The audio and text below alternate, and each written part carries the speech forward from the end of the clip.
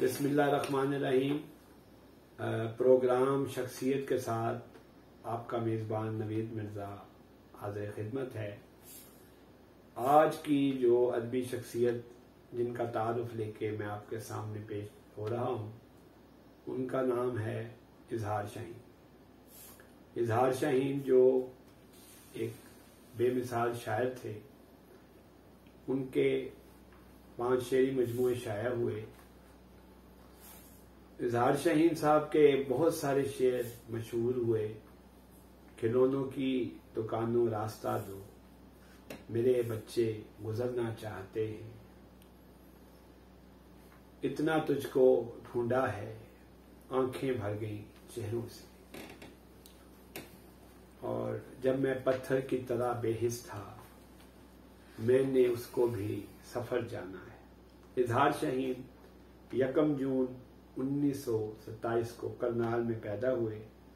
आपका असल नाम राना सनाउल्लाह था।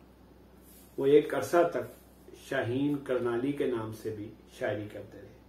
जब आप भारत से हिजरत करके पाकिस्तान तशरीफ लाए तो यहाँ बहुत से मसाइल उनके मुंतज़िर थे। उन्होंने इन मसाइल का भी सामना किया।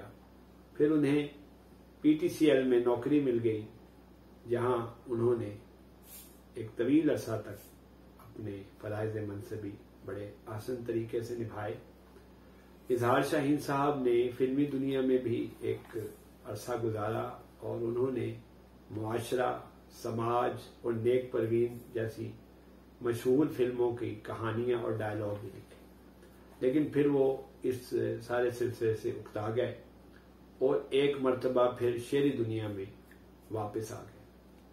1991 में उनकी शेरी दुनिया में वापसी हुई और उनका पहला शेरी मजमुआ, जो वो बार बार यही कहते रहे कि बहुत देर से छप रहा है, क्योंकि पहले दौर की शायरी तो वो ज़ाया कर चुके थे, दीवार में दर शाया हुआ।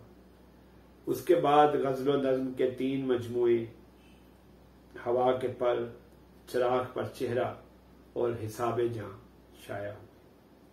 और 5वां मजमुआ उनकी वफात के बाद ए खुदा एक तवील नज़्म की सूरत में शाया हुआ।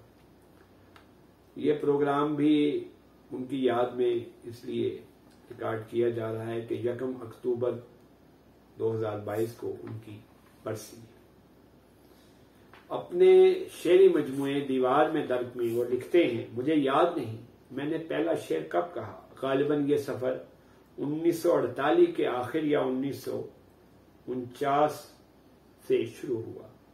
1963 तक पढ़ा, सुना और कहा, और फिर तकरीबन 20-22 साल तक मफरूर अदब रहा। वापसी 1983-84 में हुई। जैसा कि मैं बता चुका हूं कि वो फिल्मी दुनिया में रहे और उस दौरान उन्होंने शायरी नहीं की। 1984 में भी जब उनकी वापसी हुई तो वो इतने फ़आल नहीं थे। उनको 1991 में जब उनका मजमुआ आया तो लोगों ने उनके हवाले से जान पहचान शुरू हुई और उसमें जनाब उनके पुराने जो दोस्त हैं आसी करनाली और जनाब शहजाद साहब ने उनकी किताबों के दिवाशे लिखे। और जब ये उनकी किताब किसी तरह, और एहसानुल्लाह साकिब मरहूम ने वो किताब शाया की थी, डायमंड पब्लिकेशन।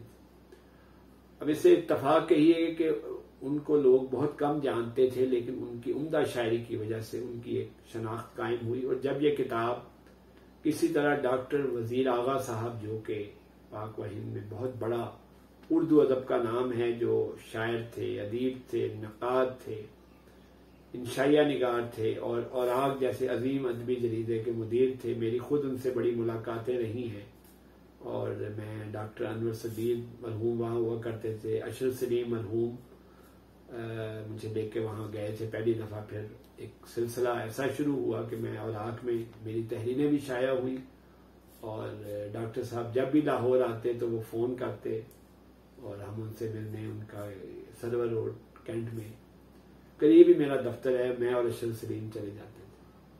बड़े अच्छी शख्सियत थे, बड़े इल्म रखने वाली शख्सियत थे।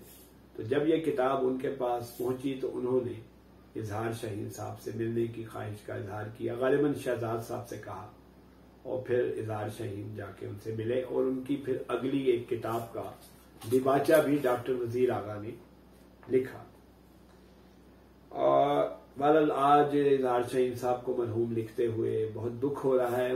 वो मेरे बुजुर्ग भी थे, मेरे दोस्त भी थे और उनसे हफ्ते में जब तक वो जिंदा रहे एक आध मुलाकात जरूर हो जाती थी। शहजाद साहब इजहार शाहीन साहब के हवाले से लिखते हैं, इजहार शाहीन ने अपने इजहार के लिए गजल को ही फोकियत दी है। जिस तरह मौसीकी में और ख़ास तौर पर क्लासिकी मौसीकी में अपनी तर्ज ख़ास ईजाद करना कोई आसान काम नहीं, इसी तरह गज़ल में भी अपना एक अंदाज रखना तवील रियाजत और ज़िंदगी के साथ करीबी लगाव की गमाज़ी करता है। इजहार शाहीन ने जा बजा ये सबूत फराहम किए कि वो इज्तिमाई मुशाहदे के साथ साथ इनफरादी ज़ाविया निगाह भी रखते हैं। अब आगे चलकर उनके कुछ शेर कि मैं तो इजहार शाहीन साहब से इतना करीब रहा हूं कि मैं उन पर कुछ 4-5 मज़ामीन मैंने लिखे हैं और मैंने उनका एक शेरी इंतखाब भी मुरतब किया था जो मरहूम अशरफ सलीम ने शाया करना था, लेकिन किसी वजह से वो शाया नहीं हो सका। अगर जिंदगी ने मौका दिया तो जरूर वो शाया किया जाएगा। ये कुछ शेर हैं आखिर में उनके।